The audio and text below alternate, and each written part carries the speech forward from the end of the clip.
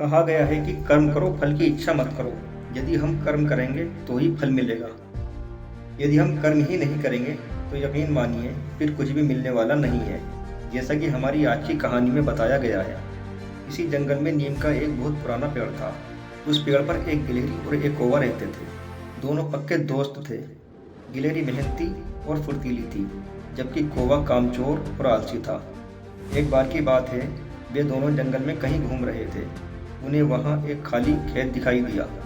खेत को देखकर गिलहरी के मन में एक विचार आया। गिलहरी ने कौवे से कहा, चलो हम दोनों मिलकर खेती करते हैं। जो भी उसमें पैदा होगा उसको आधा आधा बांट लेंगे। इस तरह हमारे पास वर्ष भर के लिए खाने का इंतज़ाम हो जाएगा। कौवे ने गिलहरी से कहा, ये तो तुमने बड़ी अकल की बात कही। चलो कल से खेती शुरू करते हैं। अगले दिन सुबह गिलहरी ने कौवे से कहा, कौवे भाई चलो खेत जोत कर आते हैं। कौवे ने कहा, तुम चलो मैं अभी आता हूँ। गिलहरी खेत जोत कर आ गई, लेकिन आलसी कौवा नहीं गया। ये वहीं डाल पर ही बैठा रहा। अगले दिन फिर गिलहरी कौवे से बोली, खेत तैयार है, चलो बीज बोकर आते हैं। कौवे ने फिर वही बहाना बनाया। गिलहरी खेत में बीज भी बोआई। कुछ समय बाद ज़मीन में से गेहूं के पौधे निकलना शुरू हो गए और उन पौधों में घास भी उगाई। इसलिए गिलहरी कौवे से बोली, चलो निराई करके आते हैं। कौवे ने गिलहरी से कहा, तुम चलो मैं आता हूँ। गिलहरी खेत में निराई भी कराई, लेकिन कामचोर कौवा डाल पर ही बैठा रहा। पौधे बड़े होने लगे थे, अब उनमें पानी देने का समय भी आ गया था। गिलहरी ने कौवे से कहा, चलो खेत में पानी देकर आते हैं। आलसी कौवे ने वही पुराना राग लापते हुए कहा, तुम चलो मैं आता हूँ। गिलहरी खेत में पानी भी दे आई, कौवा डाल पर ही बैठा रहा। कुछ महीने बाद फसल पककर तैयार हो गई। अब उसे काटने की बारी आई।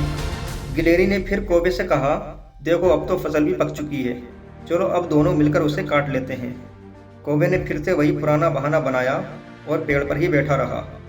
गिलहरी अपने हिस्से का अनाज काट कर ले आई।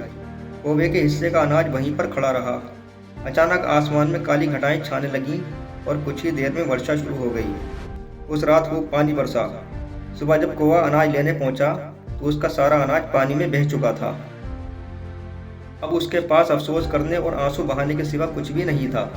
एक तोता जो ये सब देख रहा था, वे कौवे से कहता है, जो लोग आलसी, कामचोर और अपने कार्य के प्रति लापरवाह होते हैं, उनका अंजाम इस कौवे की ही तरह होता है। इस कहानी से हमें ये सीख मिलती है कि हमें टाल मटोल नहीं करनी चाहिए, बल्कि अपना काम समय पर, मेहनत और ईमानदारी से करना चाहिए, क्योंकि आलस्य मनुष्य का सबसे बड़ा शत्रु होता है।